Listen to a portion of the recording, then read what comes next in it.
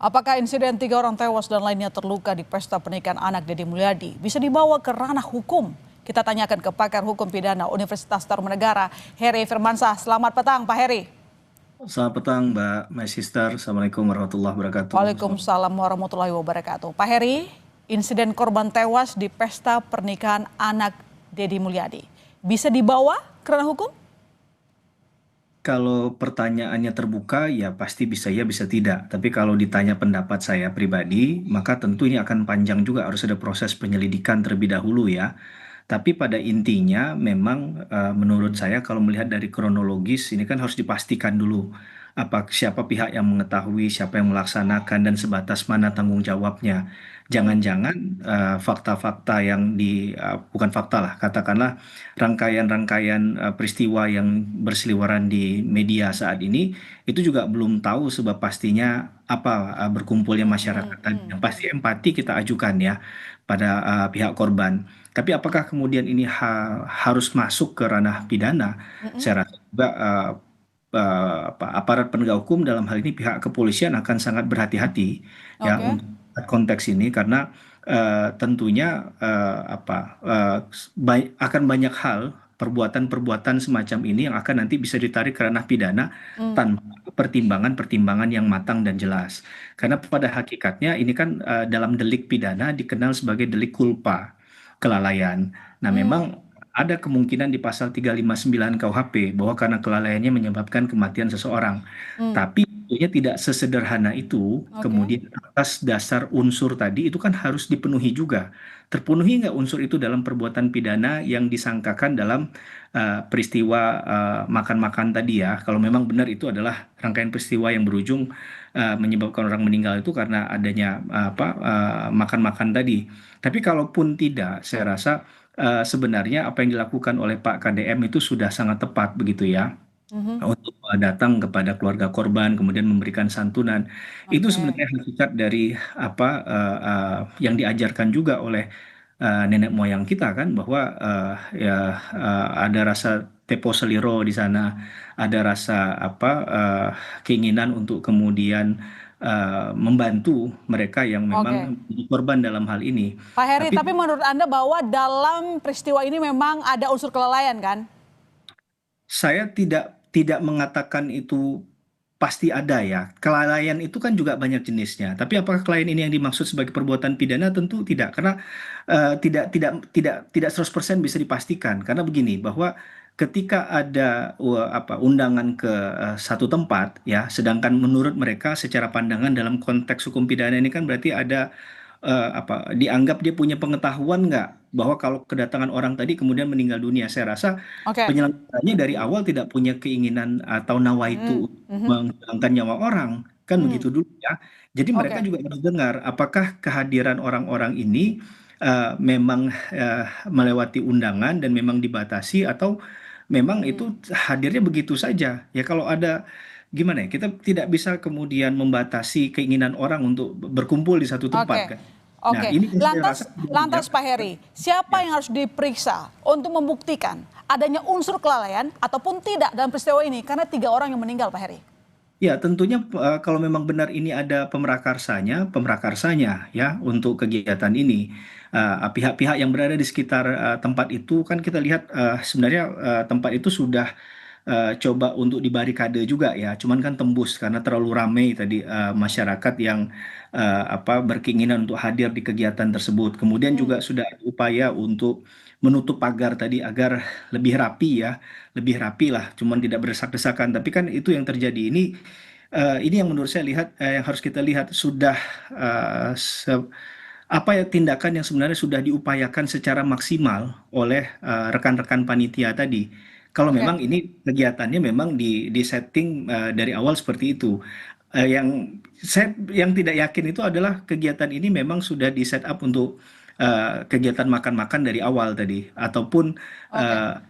masyarakat Oke. diundang secara Baik. terbuka, atau mereka mendengarnya secara mendapatkan informasi itu dari mouth to mouth aja. Hmm, hmm, Ketika ini hmm. dari mulut ke mulut kan tentunya tindakan yang sudah dilakukan oleh panitia juga juga akhirnya mempunyai celah tadi kan, ketika membeludaknya animo orang untuk hadir ke sana. Nah, ini yang saya rasa tidak bijak ketika hal-hal semacam ini harus difikirkan sangat jauh, sangat detail begitu ya. Ketika ada korban jiwa, kemudian mereka harus dibawa ke ranah pidana untuk mempertanggungjawabkan perbuatan yang dari awal mereka nggak punya mens rea juga begitu ya, nggak punya Oke. jahat tadi. Kemudian juga mereka sudah berupaya maksimal untuk kemudian memfasilitasi agar tidak terjadi hal-hal yang tidak diinginkan. Mungkin juga harus dilihat ya tindakan mereka, apakah pasca terjadinya insiden tadi mereka menyegerakan Baik. untuk memanggil Ya, ambulans. kita tahu bahwa memang tidak ada yang mau, tidak ada yang berniat begitu Pak, adanya korban jiwa dalam peristiwa makan gratis tersebut. Tapi pertanyaan saya Pak, tolong dijawab. Siapa yang harus diperiksa dalam tewasnya 3 orang dalam acara tersebut? Begitu. Jadi siapa yang harus bertanggung jawab menurut Anda? Karena Pak Deddy Mulyadi mengatakan siap untuk diperiksa. Apakah anaknya juga bisa diperiksa? Kalau untuk dimintai keterangan, saya rasa polisi punya hak ya, punya kewenangan untuk itu. Tentunya bukan berarti bahwa seseorang yang diperiksa itu pasti statusnya jadi Benar, tersangka. benar. Tapi berarti Ya. menurut Anda siapa yang layaknya harus diperiksa?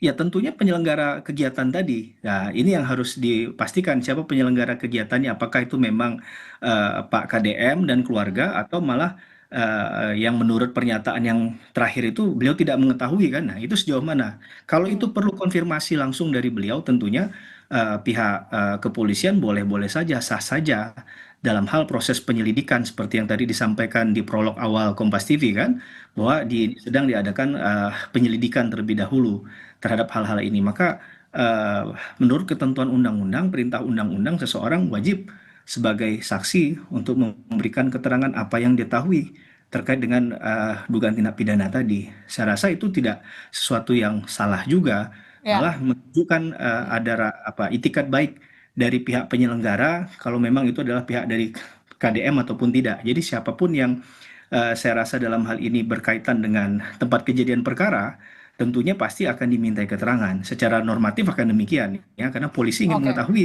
mengapa hal ini bisa terjadi, begitu kan? Oke. Apakah memang sudah diberikan katakanlah undangan dalam kupon lah bentuknya begitu ya? Itu sudah dibatasi tiba-tiba di luar dari hal itu ada lagi pihak yang datang ke sana. Nah, ini kan yang kemudian bisa tidak kemudian menjerat mereka sebagai satu bentuk kelalaian tadi ya, karena mereka sudah membatasi. Atau mungkin ada hal-hal yang sebelumnya kita semua tidak tahu apa yang terjadi pada saat itu. Itu yang perlu dijelaskan Hmm. oleh pihak orang. Saya nggak bilang penyelenggara lah, karena kita masih berdebat masalah apakah ini diselenggarakan secara formal atau tidak begitu ya. Tapi Ya. setidaknya orang yang berada di tempat kejadian perkara wajib memberikan keterangan tadi. Nah, Ya, baru wajib memberikan keterangan. Yang kita tahu kan juga anak dari Deddy Mulyadi membantah memberi makan gratis ke warga. Mereka katanya karena kasihan lihat warga menunggu acara kesenian malam, makanya memberi sisa makanan begitu. Jadi seberapa, kita dengarkan dulu pernyataannya sebelum saya bertanya kepada Anda.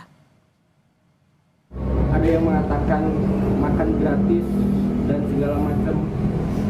Padahal niatan kami bukan untuk makan gratis, bukan untuk memberikan hal yang cuma-cuma. Cuma niat kami hanya ketika warga sudah mulai berkumpul di pada siang hari menunggu acara kegiatan untuk malam, untuk hiburan yang diadakan oleh orang tua kami. Saya berpikir daripada warga cuma hanya menunggu berdiri dan juga makanan masih banyak, ya sudahlah, kita berikan saja ke semua warga yang menunggu. Pak Heri yang punya acara bilang tidak tahu adanya pembagian makanan gratis, tapi kan yang punya hajatan. Jadi bagaimana Anda melihat ini? Dari video yang beredar kan tampaknya makanannya sudah disiapkan. Ya, mungkin kita bisa membedakan niat tadi dengan sesuatu yang terjadi di lapangan. Ini yang perlu ditelisik oleh pihak kepolisian kan. Sejauh mana pengamanannya, sejauh mana tadi misalnya mereka sudah menyiapkan upaya untuk agar itu tidak terjadi chaos dan lain sebagainya. Berarti kan ada pihak keamanan minimal.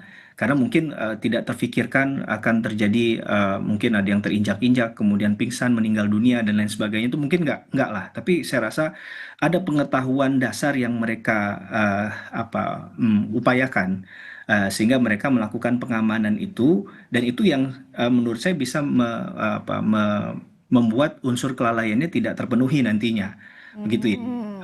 Karena sekali lagi kita juga jangan berpikir setiap niat baik seseorang berujung bisa jadi pidana. Ini juga menurut saya jadi tidak tepat ya. Apalagi kalau misalnya ternyata pihak keluarga juga memahami bahwa ini adalah kesalahan maaf ini adalah takdir begitu ya dan kemudian memaafkan misalnya. Ini hal-hal yang perlu kita pertimbangkan juga dalam kasus ini. Apalagi yang melakukan tindakan misalnya itu mereka terinjak-injak itu kan kita nggak tahu siapa pelakunya Ya. dalam situasi ini kan menjadi tidak fair juga orang yang sebenarnya menginjak ataupun mendorong tadi malah lepas dari jeratan pidana. Menurut saya akan jadi panjang lagi cerita ini begitu ya. Iya kalau ada CCTV di tempat kejadian perkara, bagaimana kalau tidak? Nah ini kan tentunya setidak-tidaknya bagi pihak korban juga keluarga bisa ditanyakan seperti apa tanggapan mereka terhadap terjadinya hal ini. Tentu kita berempati dan tidak mudah juga pastinya untuk Hmm. Ya. menghadapi peristiwa ini begitu ya. Tapi sekali lagi bahwa ini kemudian terjadi sebagai unsur kelalaian, kelalaiannya siapa kan begitu. Karena itu saya katakan tadi kalau mereka sudah membuat barikade, sudah membuat peta jalan yang cukup misalnya untuk orang masuk, biasa kan sudah ada plotting-plotting itu ya. Nah, itu kan biasa seksi acaranya juga ditanya. Penanggung jawab dalam kegiatannya pasti ditanya. Yang menyediakan makanan ditempatkan di mana, kemudian bagaimana penyerahannya, itu juga kan pasti akan ditanyakan dulu informasi semacam itu. Ya. Baru pada ujungnya eh, timbul keyakinan dari penyidik adanya dugaan tindak pidana sehingga dinaikkan prosesnya dari lidik menjadi sidik. Nah, kalau Oke. dinaikkan sidik berarti harus perlu minimum 2 alat bukti. Ya. Gitu. Baik, terima kasih Pak Heri telah berbagi di Kompas Petang. Kita tunggu nanti hasil pemeriksaannya. Selamat petang. Selamat petang, terima kasih, Mbak.